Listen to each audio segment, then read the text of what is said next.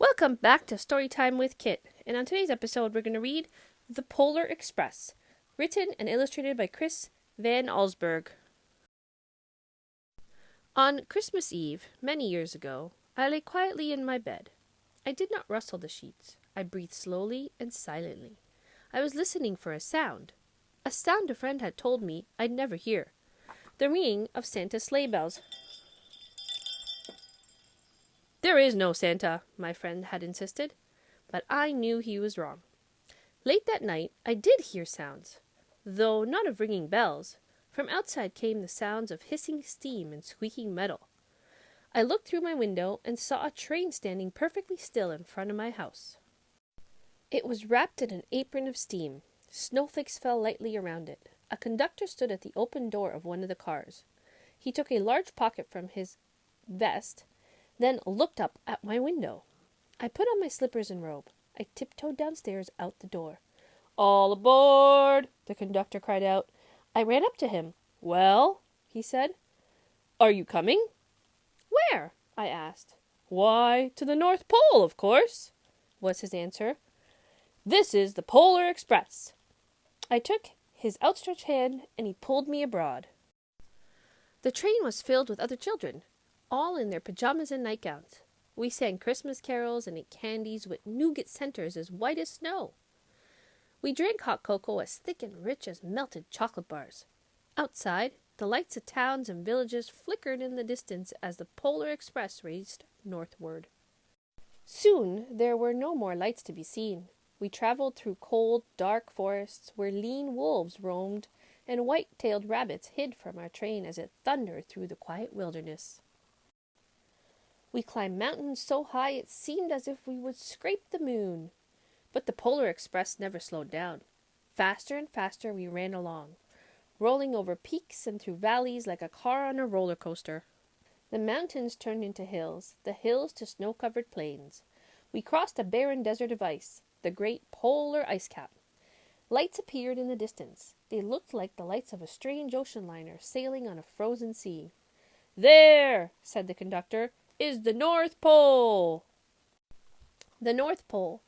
It was a huge city standing alone at the top of the world, filled with factories where every Christmas toy was made. At first we saw no elves. "They are gathering at the center of the city," the conductor told us. "That is where Santa will give the first gift of Christmas." "Who receives the first gift?" we all asked. The conductor answered, "He will choose one of you." "Look!" shouted one of the children. "The elves!" Outside we saw hundreds of elves. As our train drew closer to the center of the North Pole, we slowed to a crawl. So crowded were the streets with Santa's helpers. When the Polar Express could go no further, we stopped and the conductor led us outside.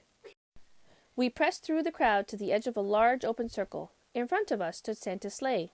The reindeer were excited. They pranced and paced, ringing their silver bells that hung from their harnesses. It was a magical sound, like nothing I'd ever heard. Across the circle, the elves moved apart and Santa Claus appeared. The elves cheered wildly. He marched over to us and, pointing to me, said, "Let's have this fellow here." He jumped into his sleigh. The conductor handed me up. I sat on Santa's knee and he asked, "Now, what would you like for Christmas?" I knew that I could have any gift I could imagine, but the thing I wanted most for Christmas was not inside Santa's giant bag. What I wanted more than anything was one silver bell from Santa's sleigh. When I asked, Santa smiled.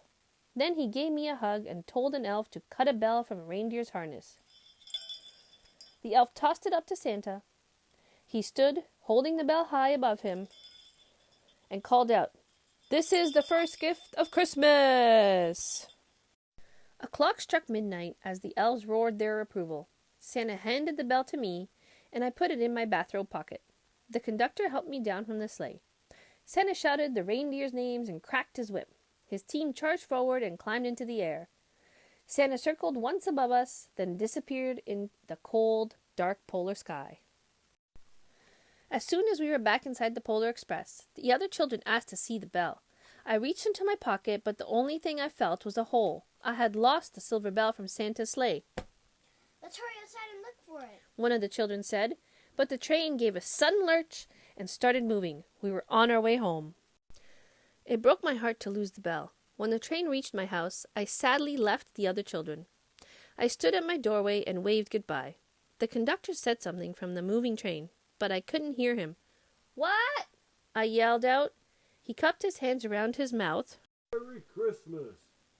he shouted. The Polar Express let out a loud blast from its whistle and sped away. On Christmas morning, my little sister Sarah and I opened our presents. When it looked as if everything had been unwrapped, Sarah found one last small box behind the tree. It had my name on it. Inside was a silver bell. There was a note. "Found this on the seat of my sleigh. Fix that hole in your pocket. Signed, Mr. C."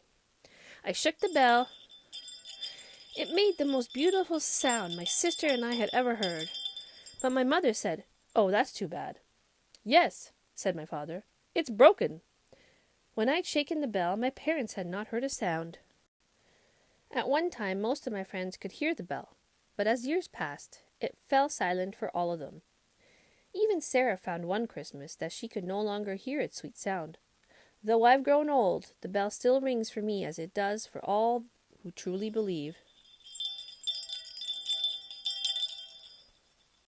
And that's the end of our story, The Polar Express.